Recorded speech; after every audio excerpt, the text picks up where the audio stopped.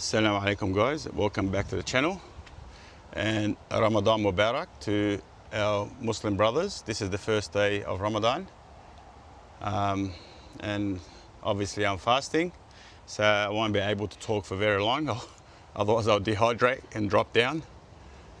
We can't be having that.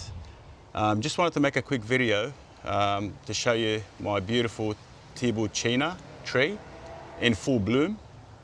As we speak, it has started the big show of the year.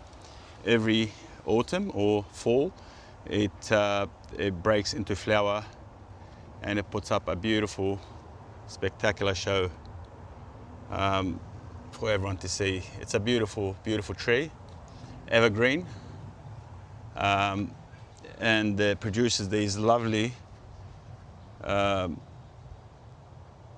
lavender colored flowers all over the tree, as you can see, and it really absolutely looks amazing. It's a sight to behold,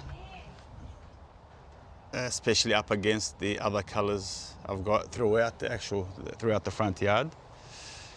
And it's beautiful against this Australian native. So this is actually an Australian native a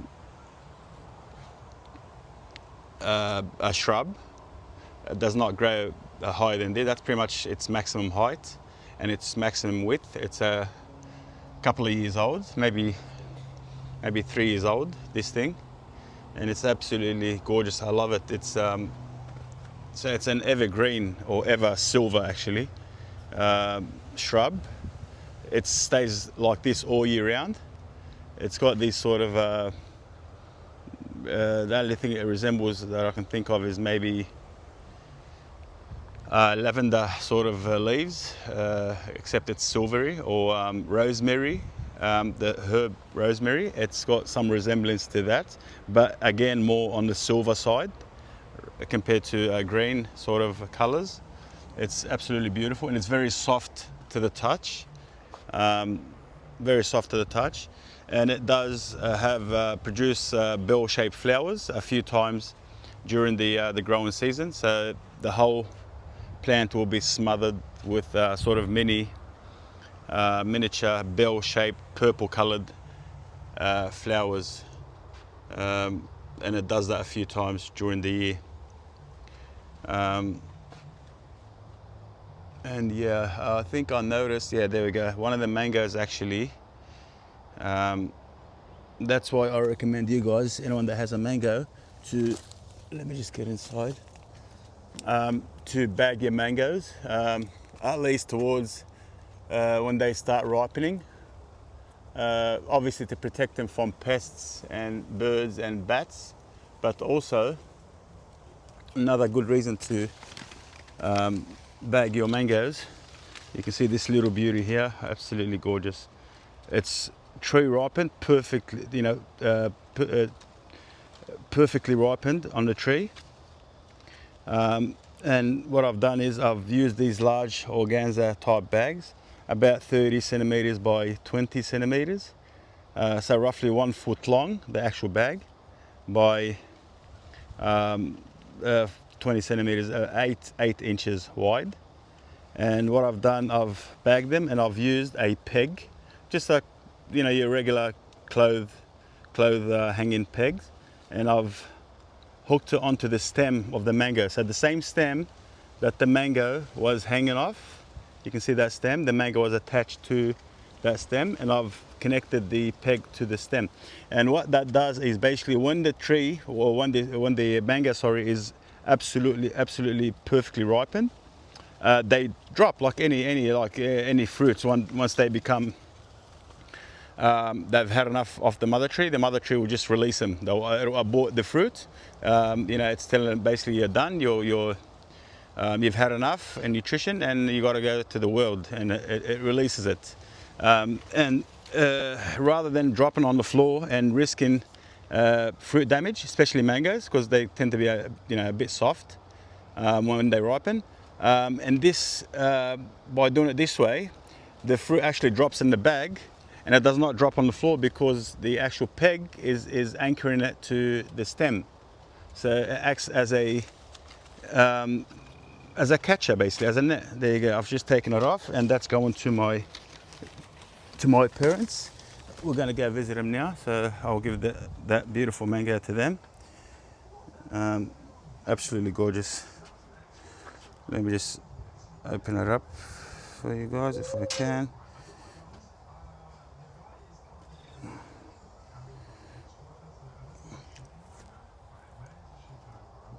There you go. Beautiful, beautiful looking man. Perfectly ripened. Absolutely perfectly ripened on the tree. You can leave it on the counter for maybe another day or so. If you want it extremely sweet, honey sweet. Or you can eat it at this stage, which I prefer to eat it at this stage, where it's basically 90% ripe. And it'll have a hint of acidity to it, which is absolutely amazing. I like anything with a hint of acidity, so it'll be like maybe 80% sweet, 20% acidity, citrusy sort of notes, which is absolutely beautiful. That's the way I like to eat them. MashaAllah. Ali, if you can smell this, I cannot explain the aroma coming out of this mango. It's absolutely intoxicating. It's beautiful.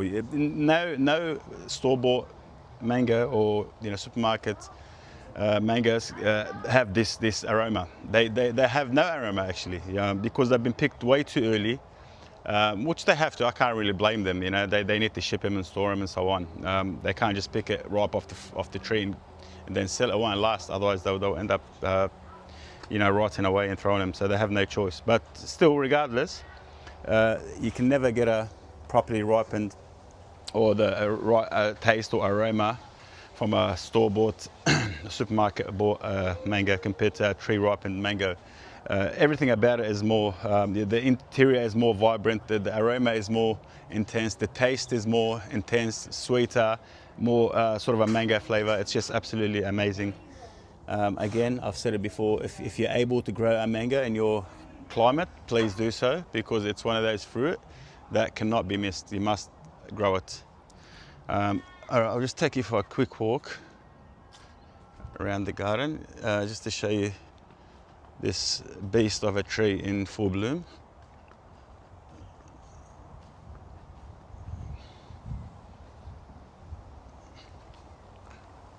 There you go. And mind you, not all the buds have opened. I would say now it's probably 50% of the buds, flower buds, have opened. So this is only 50% of its maximum capacity. When the other 50% open up, you will literally not be able to see the leaves on this thing. All you'll see is just purple colored flowers or lavender colored flowers all over this beast of a tree. It's absolutely beautiful. It's a sight to behold. And it really, really attracts attention and gives you an amazing street appeal to your front house or your front yard. It's yeah, I mean, words cannot describe its beauty. It's just beautiful. Yeah, that's another of the same Australian native that I was talking about earlier. I'm a big fan of natives, Australian natives, or obviously because I live in Australia, but natives in general, wherever you're from, I would recommend planting natives for obvious reasons. They tolerate your climate beautifully. They're designed to thrive in your particular climate, your local climate. That's the whole point of them. So they're very easy to maintain. They're absolutely beautiful. So I've planted another one of them here just recently. I loved it so much. So I'll probably have another 3 or 4 scattered around the front yard. That's another addition, Australian native addition that I've added recently. It's a purple haze grevillea. It's an Australian native, and it produces these beautiful sort of purple coloured flowers that sit on top of the branches, and it's a great bird attractor. Nectar birds love this tree, or the nectar, because it produces nectar on the flowers, and it attracts a lot of nectar eating birds such as parrots and the likes. Which I don't mind. I love having sort of parrots and things just in the front yard, not so much the back, because they tend to go after my figs. We can't be having that, so let's leave them to the front yard. That's another native as well, which I planted. Yeah, that's just so easy in your sort of local climate to plant natives, that I can't see why you wouldn't plant native plants, whether they're ornamental or fruit bearing or anything like that. I highly recommend planting natives. That's another native which I recently planted. Not that one, not this one. That's a New Guinea impatient. This is a new and improved version of the New Guinea impatiens. They call it sun patient, because it loves the full sun. Because usually the traditional New Guinea impatiens don't like, they like to be in semi-shaded positions. The full sun will burn them. But this thing, it's literally all day sun, intense summer, Sydney summer, and it's taken it like a champ. Doesn't seem to mind it. So they've done a good job breeding this thing. But right next to it is also another Australian native. This thing will grow to about 1.5 meters, so roughly about 4 or 5 foot high, by 4 or 5 foot wide, so 1.5 meters high, 1.5 meters wide, and it produces. I think it's the same family as the bottle brush, which is similar to this big tree I've got in my front yard. It's which usually produces flowers in spring. They call it bottle brush. I think it's in the same family. The leaves are very similar, except that's a dwarf type, this one. And the flowers are different. They're not bottle sort of shaped flowers, they're different. But also, it also attracts nectar loving birds and parrots, which is a plus.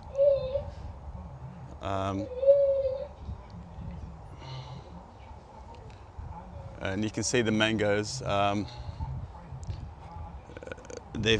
been eating off them now for at least a couple of weeks. So I'll leave them to fully ripen off the tree. You can see this one looks like it's going to drop any day now, and the pig will grab it or catch it, which is perfect. I should probably cover these two. I missed them. That's all right. Hopefully the bats won't find them before they ripen. You can see they've all started to blush and they're changing colours. So it's not going to be long before they fully ripen off the tree. And then at that stage, I'll give them a haircut, a prune, just to sort of promote more fruit set and aerate it a bit more, and provide a bit more sun penetration throughout the plants.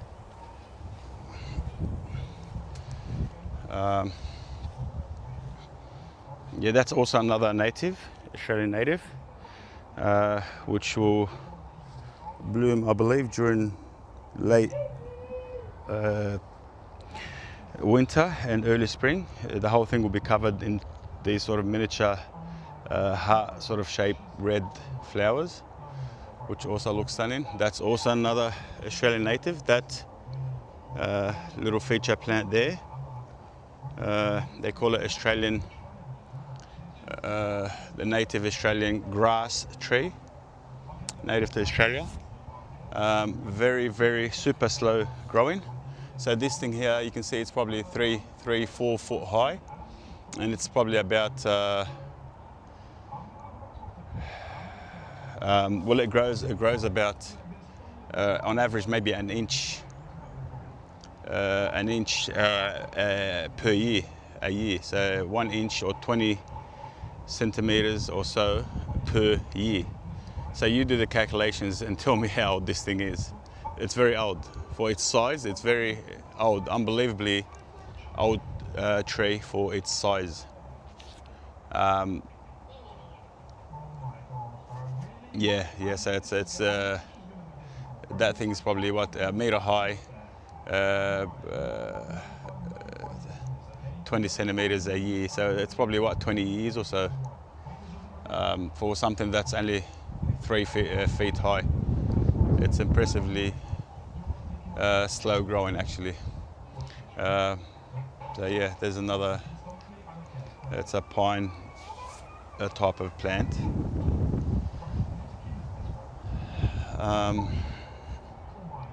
Yeah, there's a different angle of the tibuchina tree from this end. And I just actually gave some of the hedges a haircut. Sorry about the mess on the floor, I haven't cleaned it up yet. I just got tired and thirsty, so I stopped. Got to conserve my energy and my fluids.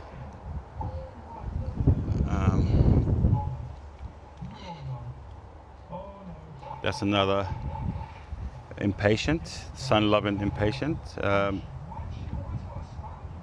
This is an orange color, a bright orange. The other one was sort of blood red. This is more on the orange spectrum. And I just trimmed my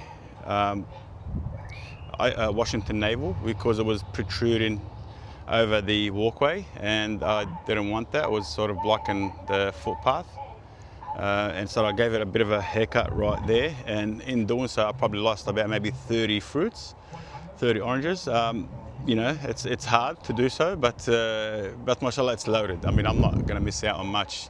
You can see the thing is absolutely loaded with oranges. So 20 oranges or so is not going to, it's not going to kill me. I can do without them. This thing's just absolutely loaded, so that's fine. I can live with that. There's another angle of the tibuchina.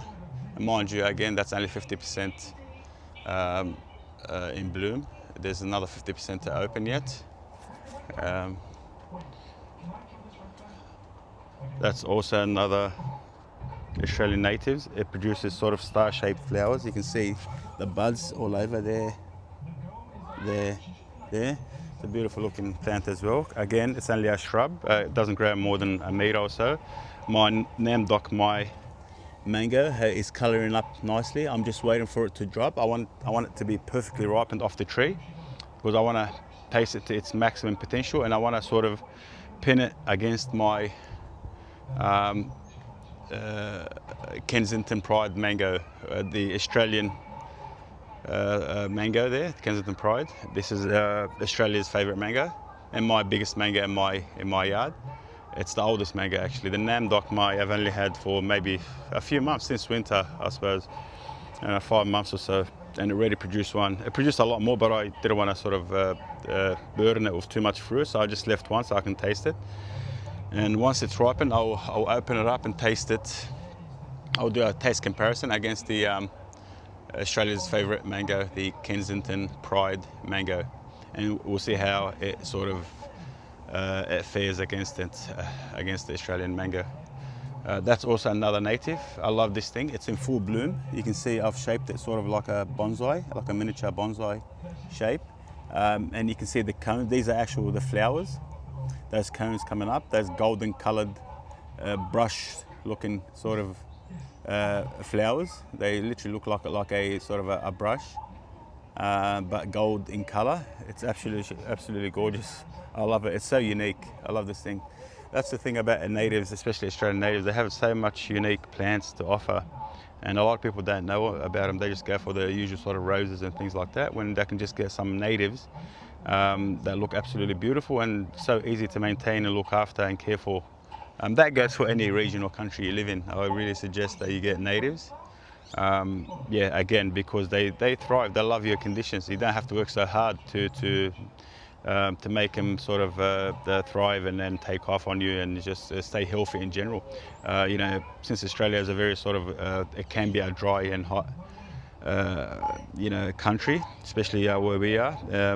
And even wet sometimes, again depending on which state you're in or which area.